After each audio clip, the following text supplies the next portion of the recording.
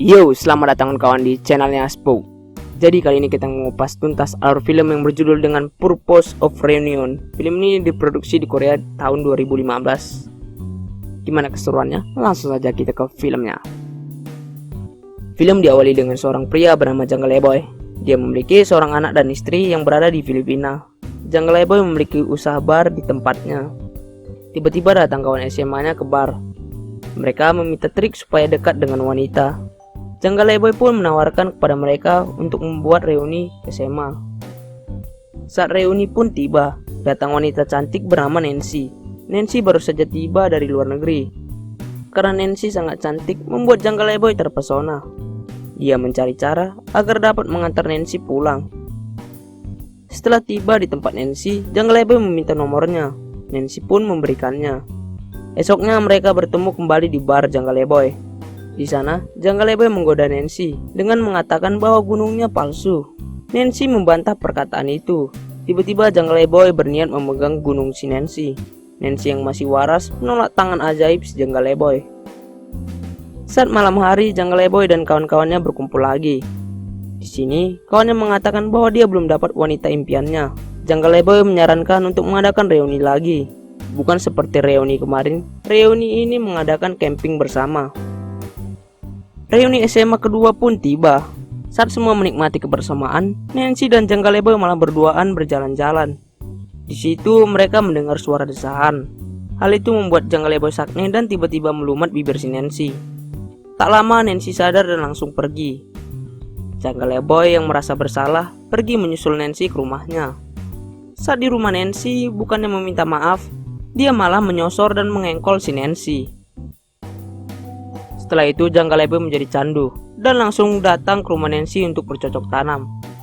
Saat ingin mulai, tiba-tiba pintu rumah Nancy diketuk.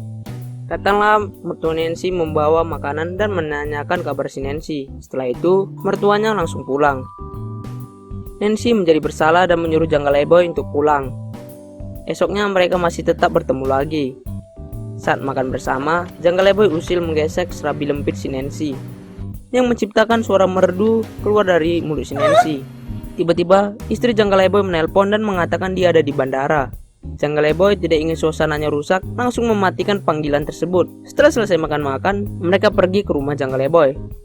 Tanpa basa-basi, mereka pun bercocok tanam. Setelah selesai, Nancy pamit pulang ke rumahnya.